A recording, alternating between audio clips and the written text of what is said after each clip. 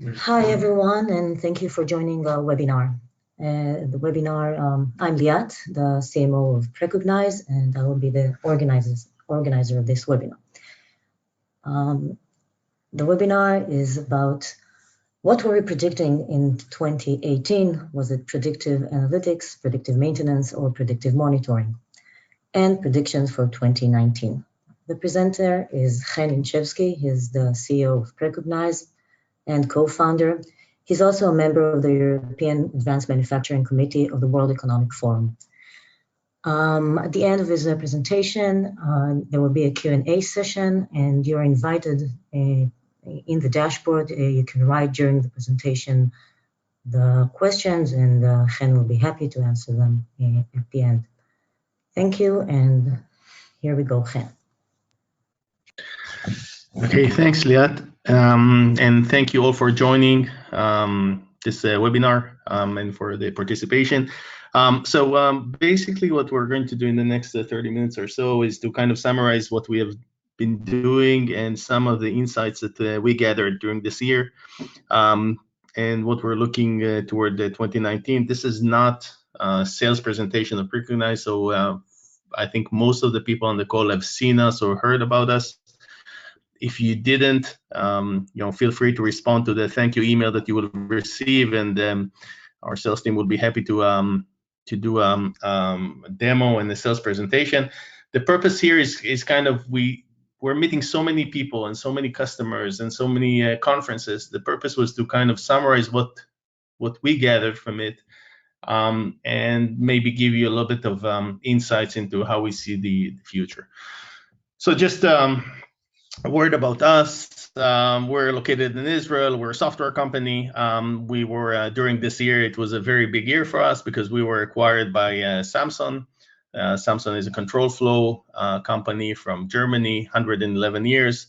The combination between our capabilities, innovation, and the deep knowledge of Samsung is something that we already see the fruits, and we already see the benefits, and we're really excited about that in 2019. And our focus is our product, which is now, as a result of the acquisition, was rebranded as SamGuard, is to provide the best predictive monitoring solution for the process industry. We're working with chemical, petrochemical refineries, steel plant, cement, paper. So all these process heavy process industry. Now the word here that I'm using, predictive monitoring, we're all used to some other buzzwords, and this of course requires an explanation, and I will touch what we mean by predictive monitoring in few slides forward. But first, let's talk about where we are in terms of Industry 4.0, digitalization, and so on. And just I got questions from some of the people that you don't see the slides moving. I'm now slide 4, so if you're not seeing, just can you give me a can you tell me through the chat so we make sure that everybody is seeing the slides?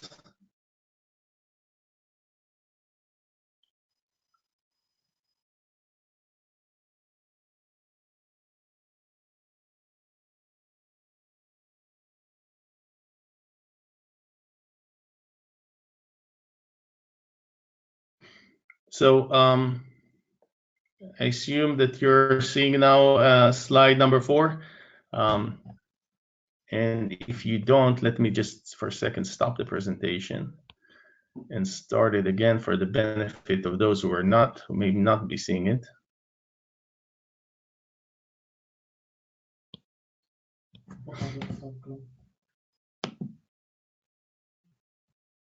Okay.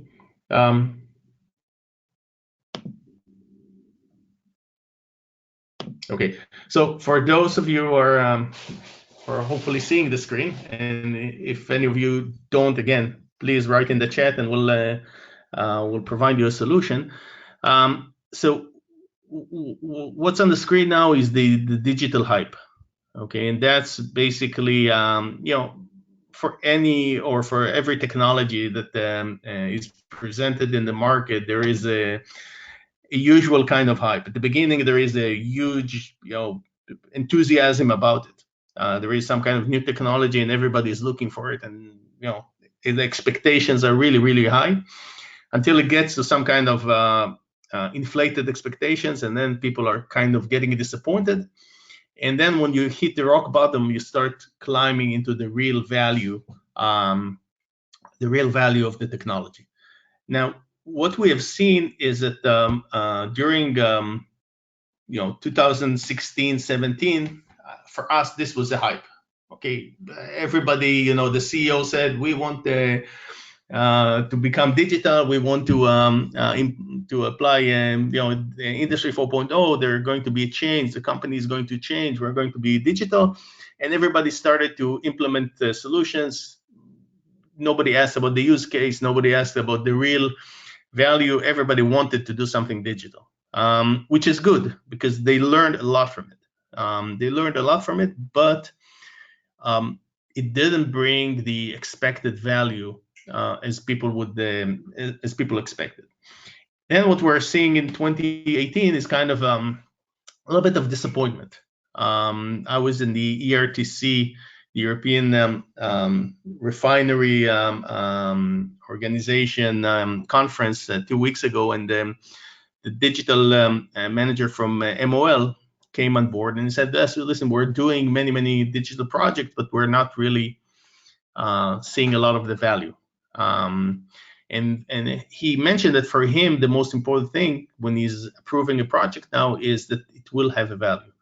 So if in 2016, 17, nobody asked about the value, 2018 is the year of understanding, okay, we kind of need to match the expectations to what the tool can provide, and we need to make sure that the projects that we're doing are really making value. And 2019, as we see it from most organizations we talk with, is the year of scale up. Okay, because the CEO, at the beginning invested because this is where it's all going, and now they start hearing success stories and all these promises about how much it will influence the organization and how much it will really make an impact. And their expectation now is that during 2019, it will not be just, yes, we're trying some digital solutions, yes, we're thinking about digital solutions, is that we're really making impact on the organizations by using digital solutions. And when I was in the Advanced Manufacturing Committee that Liat mentioned, you see that the expectations are still inflating in terms of the value for the organization. So the CEO is coming back from this kind of conference or meeting, and his expectations is that, yes, I'm going to gain so much value from that. So if you're at the end of 2019, will tell the CEO, yes, we did some kind of pilot here. It was good. Seems like the technology is working. Probably it will be a disappointment. Because the expectations for 2019 is that that digital solutions will have impact on the organization.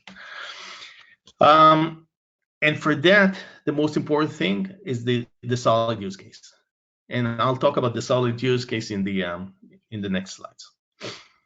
So with that in mind, that we need to bring value to the organization, now we start thinking about where is this value coming from. Now, the buzzword in operation, in digital operation during the last few years was predictive maintenance. And everybody was talking about predictive maintenance. What we're seeing from our customers, and it's really 95, 96% of the customers are mentioning that most of the value or most of their needs are around more production and not so much about lowering maintenance costs. Yeah, it will be nice to lower maintenance costs, but maintenance costs as it is are small part of the whole value. And of course, in the market conditions as it is now, if you can manufacturing one more day or a few more hours, this may be much more money than lowering your maintenance cost. So in the market conditions today, people are focusing on more production. Um, and so the buzzword of predictive maintenance, which is great, does not necessarily represent the value that customers are pushing for. Now, yes, there are some plants that we met who are, have 98% availability or 99% availability, and they're really good. And actually, there is nothing more that you can do to increase production. So here, yes, maybe your focus is on how to do better predictive maintenance. But most of the organizations, even the ones that are running well, are focusing on how can we produce more, how can we avoid this even few hours of downtime that we have. And in order to make it more clear about the difference, I would say that predictive maintenance is about the actually using the data in order to predict when a part is due, and then replace it only when it's due. But actually, the bottom line is that if we're talking about parts which are running to fail today, this is relevant. But most of the promise was around the most expensive equipment. And basically, what we were asked is whether you can. We're now replacing, let's say, a compressor, or we're doing overhaul for a compressor every 3 years. We would like to do it every 4 years. And this is a really, really novel thinking. Okay. But the main issue is that, first of all, most customers will not take the risk of doing this every 4 years. The second is that the maintenance in the process plant is so complicated, and when you plan a turnaround, it's not something that you can plan, a few weeks in advance. You need to know exactly when it's going to do, and hopefully, you need to replace all other things at the same time, because you need to really plan your replacement or overall. So actually, the promise of predictive maintenance in terms of the big complicated equipment, especially in the process industry, is a promise that has lower value, okay, and it's not necessarily achievable. Okay, it's not necessarily achievable, not so much because of the digital capabilities, which we have a big problem to predict into such a long future, but it's also from the way you organize your overalls, your maintenance, and all the other things. Okay, so and this is why we think that the most of the value, if you're talking about 2019 forward, will come from monitoring the entire plant, and not so much for the sake of planning your maintenance, but more for the sake of preventing shutdowns and ensuring smooth operation. Okay, and if you ensure smooth operation, you get more production, and in the market conditions today, you're actually getting much more value. Okay, and this is an achievable goal. It's an achievable goal with clear high value, which we think most of our customers, or most of the people that we're talking to, this is their focus.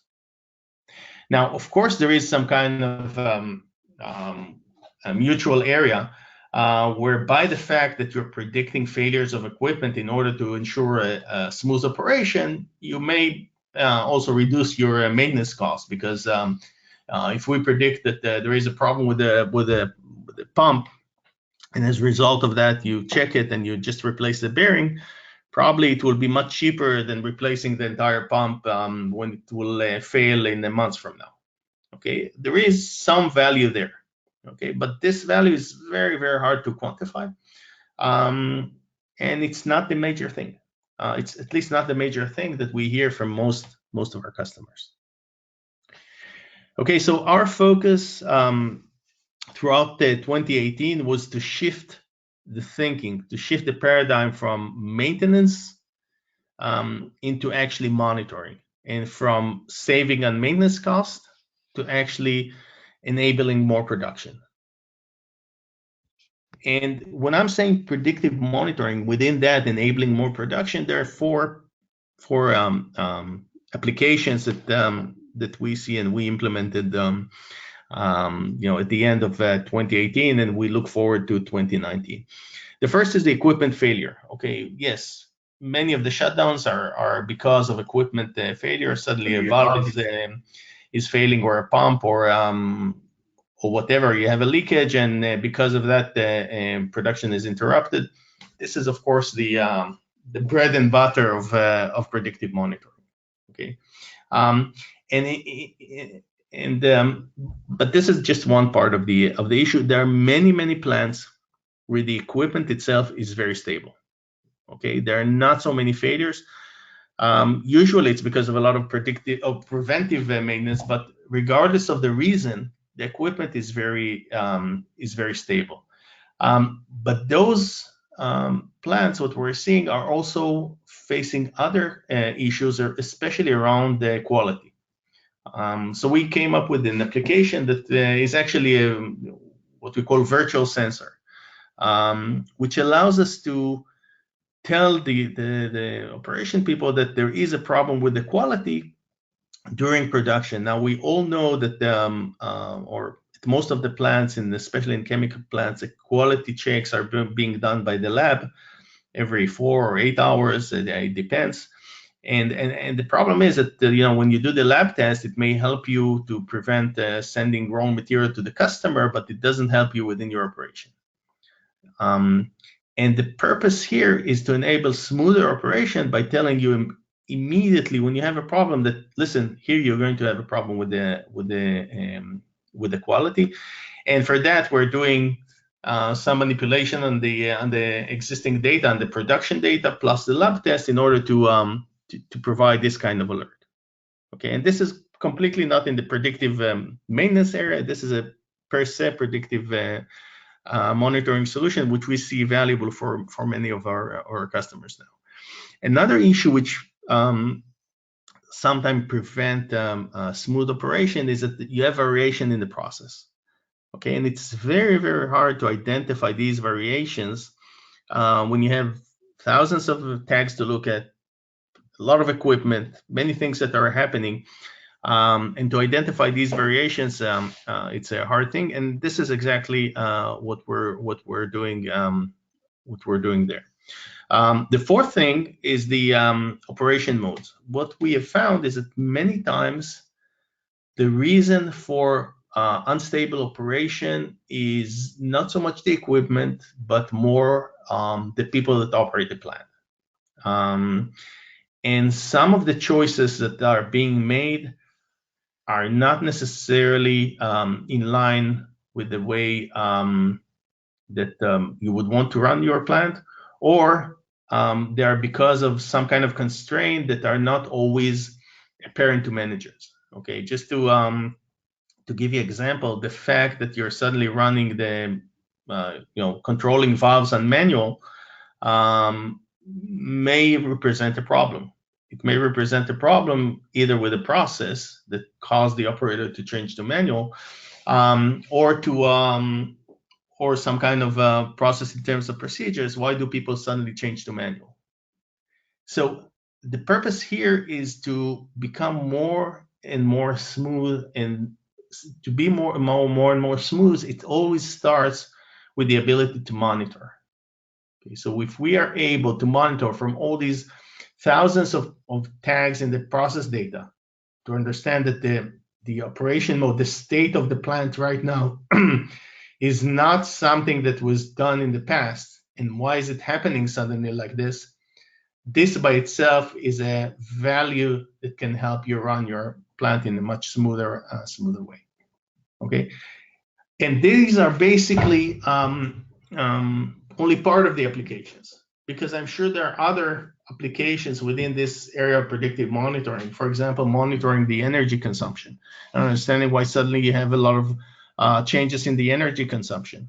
What does this represent? This is probably some kind of a conjunction between equipment failure or fouling heat exchanger or something like that, and some other reasons. So you need to kind of take all this information and come with clear applications to the operation people, to the control room, to the process engineer, telling them, okay, this is your problem. It's starting to develop now. It's really small. Take care of that in order to ensure smooth operation, in order to ensure more production, in order to ensure impact on your organization. And in order to do that, and to enable this impact, you basically have to look at everything.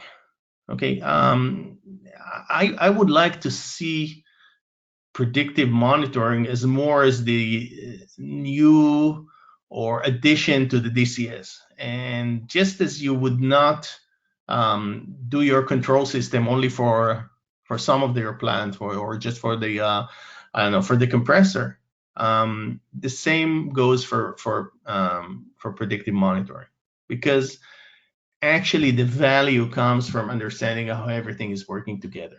And when things are not working together, when the operation is not smooth, then it starts coming into play. And for that, you need to cover everything. And this is what we're doing for all our customers, where we're covering either the entire plant or a significant part of the plant, and we're giving equipment problems, quality issues through virtual sensors, operation modes, and abnormal processes. Now, in that respect, I would like to talk a little bit about the other things that we're hearing in the market. Okay, and not from a sales point of view, but more from, let's be realistic about what sales pitches we hear and what's the reality. And I would like to refer to the issue of data silos, a little bit about APC, which is something we also crossing a lot. A little bit about tailored solutions, manual solutions, off-shelf solutions, platforms. I'll also refer to that. And then I wanted to touch two topics, which are what is needed to scale up, and how do we check that we're mature enough to scale up within this digital solution within our operation. So first, let's touch the data silo point. What we're doing with SamGuard is that we're taking the operational data, process data, temperature, level, flow, all this kind of data. And sometimes also if it exists, we also take the equipment data, such as current, vibration. In some cases, if not many people are measuring vibration, but if they do, we take that. We analyze it, and we provide these alerts that we talked about earlier. Now, I know there are tons of other data sources in your organization. Yes, there are things in SAP. And there are the PM, the logs of the control room, and there is data about maintenance and what does it maintain and who's the maker and all these kind of important information. And I do not underestimate this data. And yes, this data will be of importance when I'm looking into the longer future, 2020, 2021, automated plants and all other things which are relevant. But from what we're seeing today, in order to provide more production, which is the impact we want to make on our plants, the focus on solving the data silos may not be the right focus. We're able to provide excellent results by looking at the process data.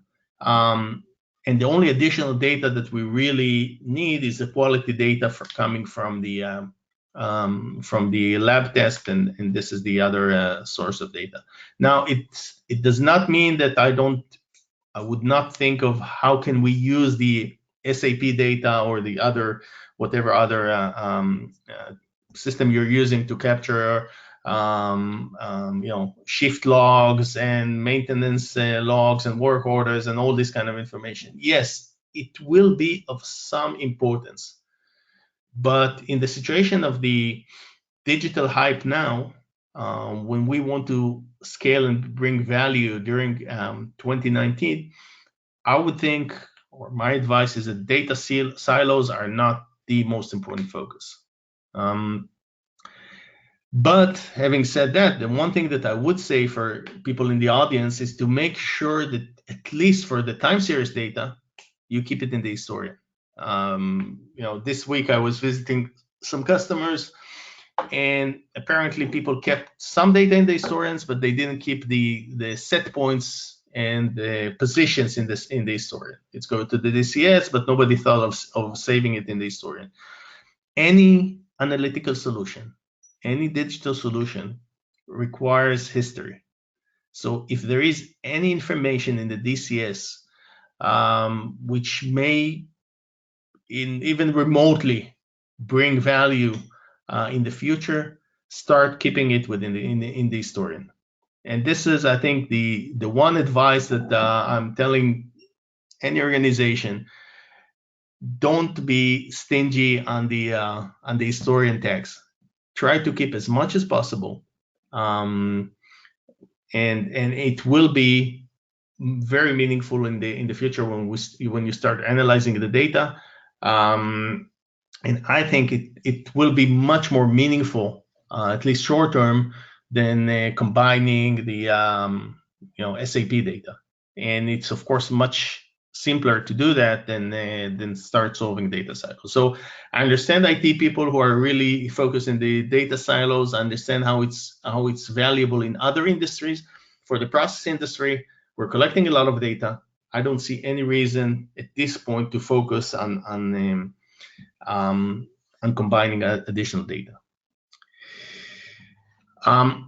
Another focus that people have today is about APC, okay, automatic process control. And in that respect, here I do see a lot of value from APC, okay, but I would like to point out the difference, because APC is excellent, is very important, no question about that.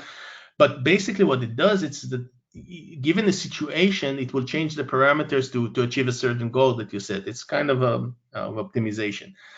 While predictive monitoring is not about optimizing given a certain situation, but it's actually trying to identify problems that APC maybe will try to optimize, but maybe it's a problem. Now we don't need to optimize, we just need to handle the problem. So if you have a leakage somewhere, okay, APC will try to adjust the parameters in order to make sure that production will try at least to get to your goal. Predictive maintenance, predictive monitoring will tell you, listen, you have a problem of leakage, go solve it. Okay, and this is the difference between the two. So one of them is optimizing, and the other is monitoring, and both of them are needed, and both of them are bringing value in different areas. And both of them has their own aspects. APC is based on physical rules, and it changes parameters, and it's usually a longer implementation, while monitoring is more based on what you did in the past, okay, based on history, in order to tell you that something is deviating from this history, and you have a problem, okay? And of course, we see a lot of synergy between the solutions. We're now thinking of a few projects where we will combine the APC with predictive monitoring, and in that respect, I see a lot of value in the future. But keep in mind that if you're doing APC, it doesn't, it helps you to optimize given that the situation is okay. It doesn't tell you if you have a problem. And predictive monitoring will tell you, listen, you have a problem. There is no use of continuing and not trying to optimize because you have a problem and it's starting to develop. So instead of wasting time trying to optimize, let's handle the problem, and it's actually here or there or whatever. Okay, so both of them are needed, and both of them are valuable, but just each of them is bringing a different value. And if I'm looking for 2019 for the plans of most of the prospects and customers we're talking with, these are the two topics that they would like to address. APC for the ones who have not implemented APC or not widely, and predictive monitoring in order to ensure that we have smooth operation. The second topic or buzzwords, or to help you find your way within the different sales pitch that you hear, is the difference between what we're talking right now, predictive monitoring versus manual tools and platforms. Okay, and here it's here the definition is kind of for me it's clear, but for people sometimes it's very very vague. So when we're talking about manual tools, we're basically talking about those tools who can help either the process engineer or some other expert or even the data scientist to solve specific problems, to actually program something. So I would like to look at it as, without underestimating the sophistication of those tools, as Excel, but just better and better and better. Okay? And those tools are really good when you have a known problem and you're trying to understand what's going on. Okay, just like you would do with Excel, you have a much better and much more powerful tools which are manual. So assuming you have a good process engineer with a lot of knowledge, and you have a known problem, and he has time, this may be the right tool for you. Okay, manual tools, and there are plenty of them in the market. Okay, it will not cover any other, any problems that you couldn't think of. It will not cover the fact that tomorrow you have a problem with a valve or a fouling heat exchanger or something that you didn't think of and you didn't analyze, and it suddenly hit you. It will not solve quality across the board. It will not solve different operation mode, but it will solve probably the 1, 2, 3, 4 problems that you're seeing in front of your eyes and you're trying to solve. Okay, and of course, we're seeing these solutions as completely synergetic. Okay, it's synergetic because yes, once we analyze and find a problem, you may want to go deeper with some of those tools. So unfortunate for the budget, from my perspective, I think probably organizations will eventually implement both predictive monitoring, which is an automated solution, and manual tools for those process engineers who are capable and would like to go to dig deeper. The third point, and this is, I would say, a little bit different, is all those platforms. Okay, and here I can mention Azure and MindSphere and Predix and SAP and many other platforms. Okay, now what we're seeing, that organizations are sometimes driven to use those platforms. We see it as more as IT initiative versus the predictive monitoring manual tools, which are operation initiative. And again, I'm not here to say if it's good or bad.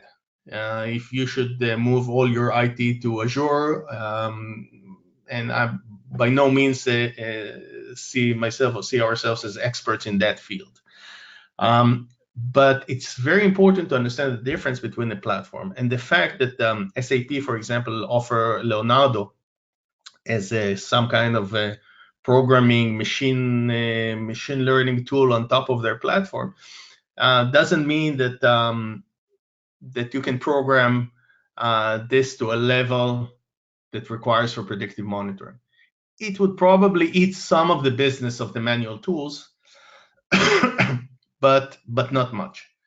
I see how hard we are working in order to make our algorithms more and more sophisticated, in order to actually predict those problems early enough and pinpoint the exact problem, that I do not see how a chemical organization or any other process or on top of the tools which are offered by Google or by Microsoft and Azure. Okay, so it is something that is coming. In some organizations will adopt that. I do not think that you need to mix between the platforms and the applications. Okay, the decision about the platform is a decision, and whoever needs to take it will take it, and it's usually IT driven. The decision about which kind of applications are used by the operation people on the OT side is a different decision. And do not expect the fact that you have now a tool on top of Azure, on top of Google algorithms or whatever, to suddenly solve all your problems. It is very complicated, and it's not these tools will not help you. On our side, as an application provider, of course, our job is to make sure that if tomorrow you tell us, listen, we decided to load all our data to Siemens MindSphere, we will tell you no problem. We're supporting MindSphere. Okay, so for our job is to basically make sure that we're in compliance with all those platforms, and this is why we cooperate with the Siemens and with GE and with SAP and with all the other relevant platforms, because again, we think that from your perspective, the operation perspective, you should select your best platform and you should select your best application. And in that respect, I think the best analogy is the mobile phones, where whether you selected the iOS from Apple or you selected Android from Google, all these applications are supporting both. And this is exactly what we're saying. It's a lot of work from our side because we need to support all of them, and sometimes there are different architectures. But it's our problem. From your perspective, just know that there is a difference between what those platforms can offer, or what the data science application on top of those platforms can offer, versus a dedicated tools and solutions for that purpose. But of course, again, there is synergy. It's not something that will exclude one each other. Okay, I would like to conclude before I open to questions with two slides about the challenges that we're seeing in terms of scaling up. And in that respect, and I said it in the beginning, there are a few things. One is the achievable business case. And remember, it's not predictive monitoring, predictive maintenance, any kind of digital implementation that you're going to do in the next year is not a commodity. Okay, you're going to do a pilot, you're going to test it. Please make sure that you have achievable business case during this test period. Okay, if you're going to do some kind of prediction, failure prediction on a compressor that is failing once every 5 years, there is a very good case that during 2019 you will not see value from this from this prediction. So you would not be able to come to your management and say, wow, we achieved a great business case, see how much money we save. So you don't have the luxury of running something now for 5 years, or just buying it because we need to buy it because this is the way you do things. Digital solutions are new, and you must make sure that you have a business case which is achievable during the whatever test period you set for yourself.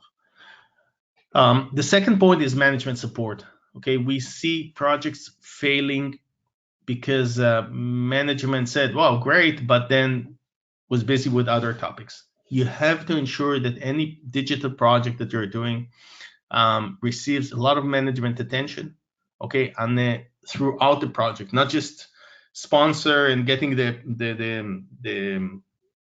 project running, but also monitoring the results. And our most successful projects are those projects where the high-level managers are doing a bi-weekly meeting with a process engineer and asking, what kind of things were you seeing? What are the problems? Where should we go next? This is the most important thing. And having said that about the management support, the other people who are really, really critical are, of course, the operation team. And these people are currently, to my knowledge, in most of the companies, have a full day job. Okay, it's not that they have free time to deal with all these digital projects that suddenly you're bringing into their on their plate. So management supports should also go with allocation of time for the operation people to use those digital solutions. In the short term, it will be more work. Okay, it will be more smooth operation, much more production, a lot of impact on the organization. But in the short term, it's more work, and they're very used to the way they were doing things before. So if there is one thing that you really need to make sure is that the operation team are on board and they were allocated enough time to do this project, to do it in the right way, and to see the value from it, because the value may not be immediate, and the burning problems that they have every day are immediate. Okay. This is something. The fourth point is something that you probably gathered from listening to the previous slides. There is no solution that fits all. I mean, we do predictive monitoring and we see a lot of value in it, but there are manual tools that people implement and they see a lot of value too. And probably you would want to go to platform at some point. So yes, when you come to the CEO and then the CEO is pushing, yes, we want digital solutions, we want digital solutions, and we want to become digital in the industry 4.0 and so on, you need to understand that there will be budget requirements related to that. And I think this is something that we don't see as a major problem at this point. I don't think there are budgets in most organizations are the real problem. And now we're already past all this, and we have our plant, and we have our support from management, and we have the process engineer. The one thing that I would want to end up with is the checking the maturity and validating the business case. Okay, because I can tell you frankly that in the earlier projects that we were doing since 2015, this was not done, or at least was not done properly. People were so hyped to do some kind of digital solution that the question of are we ready for that, and do we have a good business case was not always mentioned, and it will be mentioned in 2019, because in 2019, if you want to scale, if you want to create impact on your organization, you have to ensure that those projects have a valid and solid business case. And in order to do that, we propose the following steps. And again, here I'm talking about predictive monitoring specifically. There are other problems that probably have a different flows. But when we're starting a project, the first thing we're asking is there data? Okay, and is there data and is history saved? This is the answer for most process plant is usually yes, but sometimes it's no. Sometimes people do not save the data that is being you transmit it to the DCS, but don't save it to the historian. If you're not saving the data, save it. Okay, any analytics start with historical data. It's the number one thing to do. Then people are asking us. Is it enough? I have 3,000 sensors in my historian. Is this enough or not enough?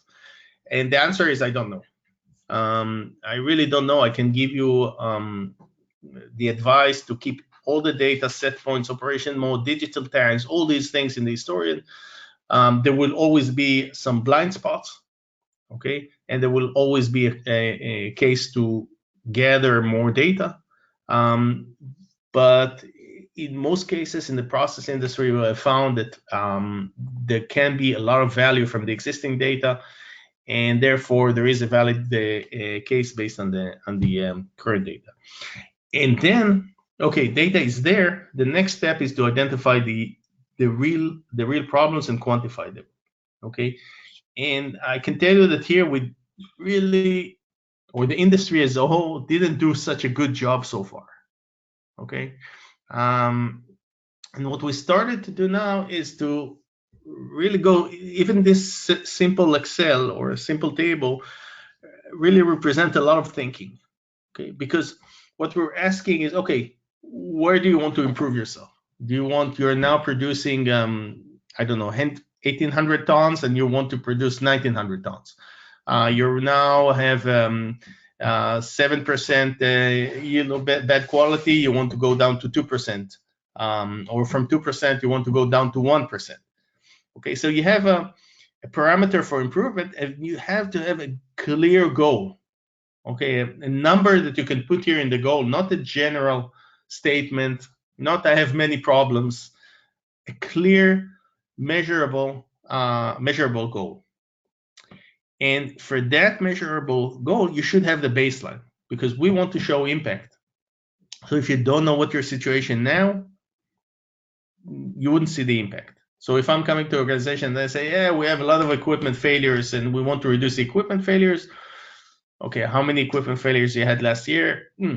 Most organizations don't know. How many downtime hours you had last year because of equipment and not because of low demand or things like that? Again, not all organizations have this data. So you have to have where do you want to improve, what's the goal, and what's the baseline. Okay, and then ask yourself, what is stopping you from achieving this goal? Okay, because it may be that you have a problem with some reactor or something, and you cannot get to quality. But actually, preventing you from getting there is some kind of external utility which provide you the electricity or the steam or whatever. And if this utility is not stable, then your operation is not stable. But if you're trying to build a business case for your organization, probably monitor your equipment will not help in that. So make sure that those goals are or not that they are achievable, but the things that are preventing you from reaching those goals without digital tools are not things which cannot be solved. Okay, and this is extremely important. And I was just again in this conference 2 weeks ago, the team from Total mentioned that what they're doing, they're going for 2 weeks to the plant in order to understand exactly what is the business case. So it's important, and it's the most important thing when you're starting a project. So now, ask yourself, do I have a real good clear baseline and supported evidence? And if you do not have it, start collecting, start understanding what are your problems, write down what are your problems, collect it in a good manner, and from that you can build the project for the future.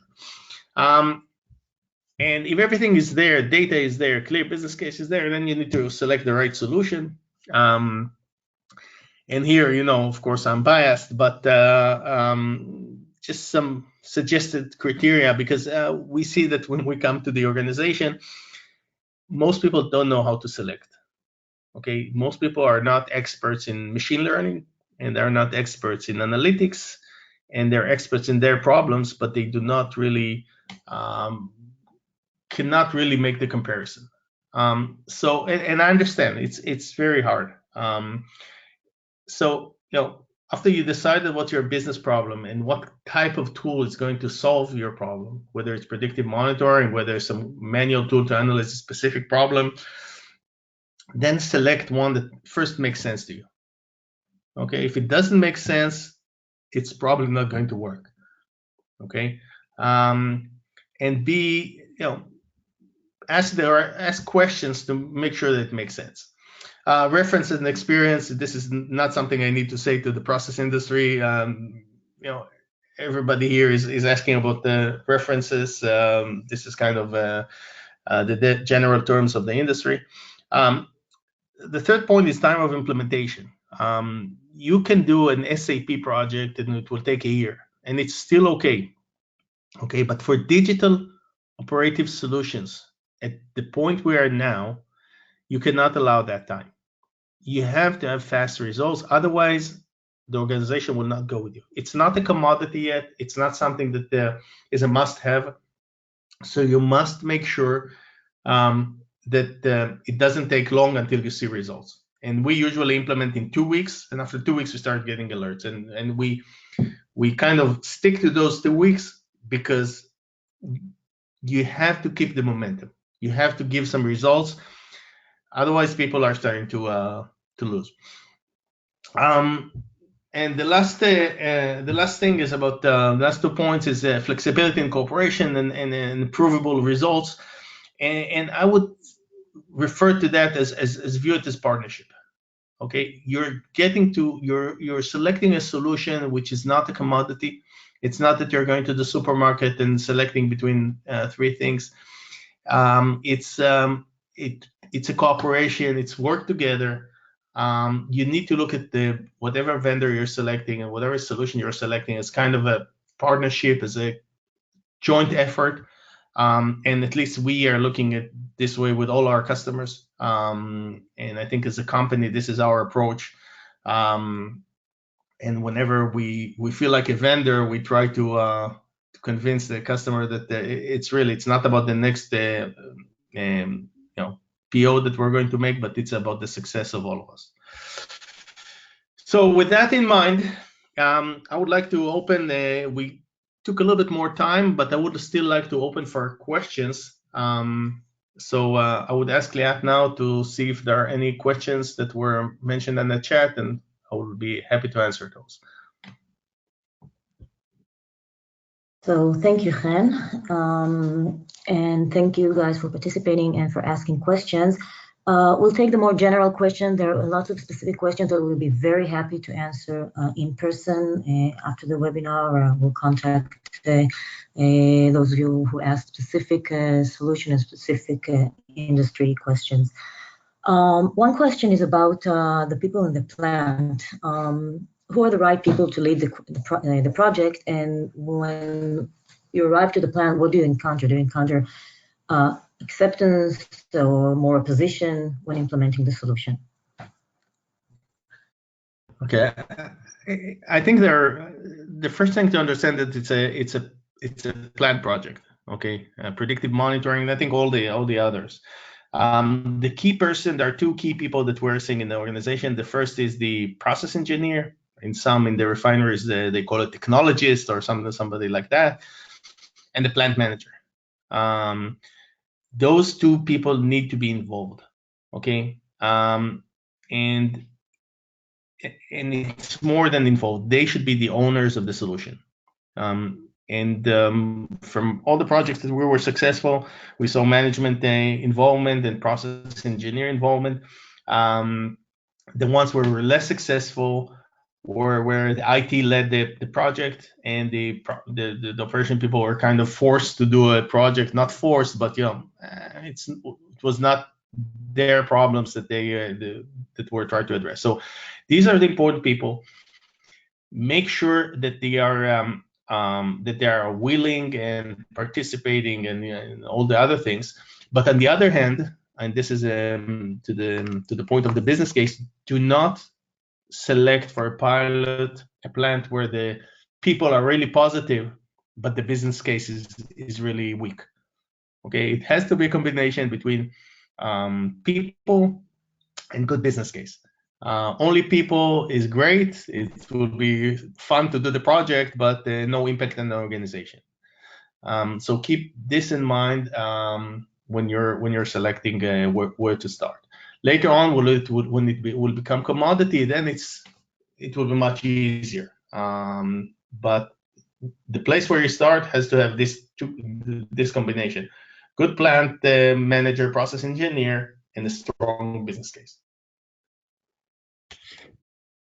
Okay, thank you.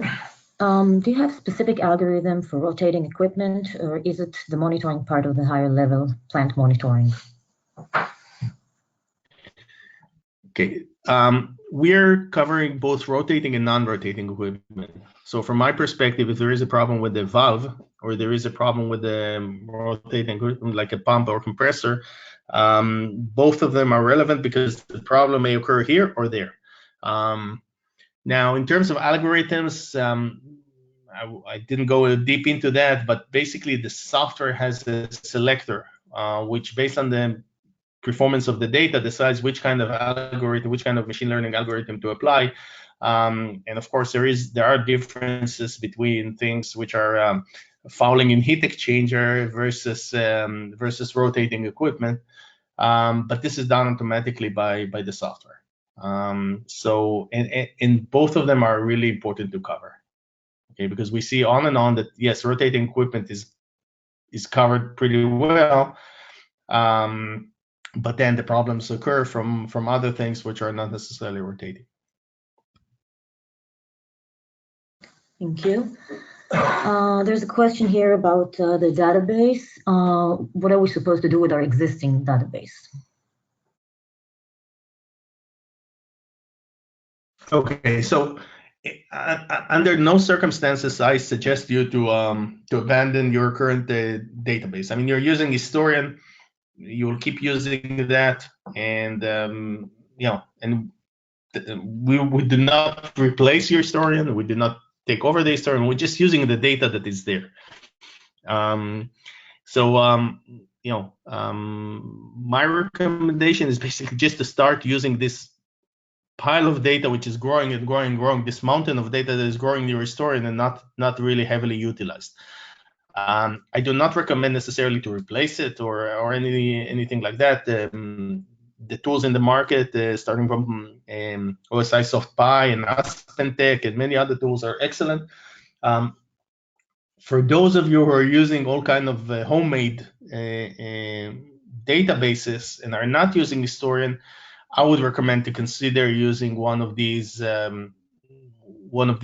tools, because in the future, data is going to be more and more important. If you're not saving this data, it will be hard to do things. So if you're using all kind of homegrown database, at least for the time series data, I would recommend to move to one of those tools which are offered off the shelf.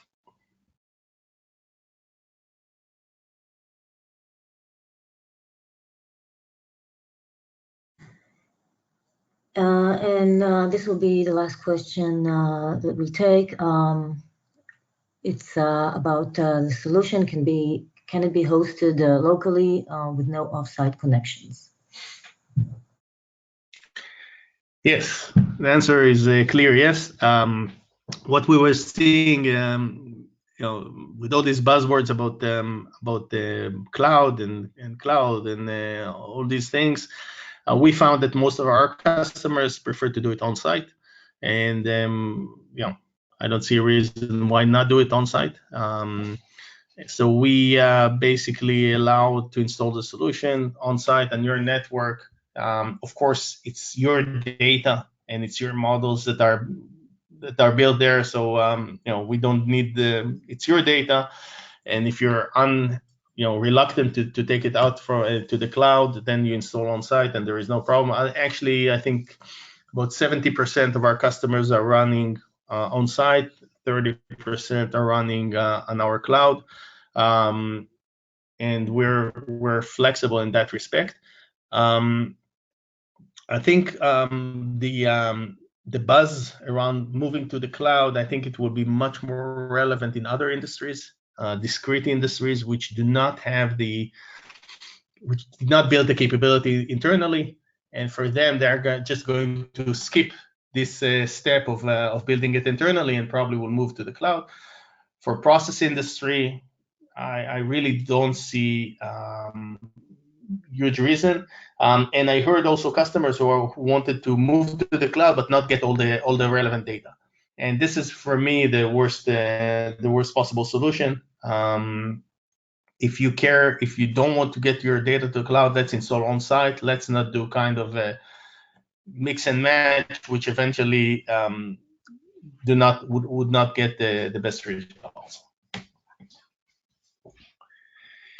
Okay, with that in mind, and since we got to our time limit, again, we will be happy to speak with each one of you, and please contact us, and we'll of course send you a thank you note, and feel free to reply and ask for a demo or ask specific questions. I want to wish you a Merry Christmas and Happy New Year. I'm sure 2019 is going to be a very, very successful and scalable year for all of us. So with that, I would like to thank Liat for organizing this webinar, and to thank you for listening. And we look forward to meeting you during 2019. Thank you. Happy New Year and goodbye.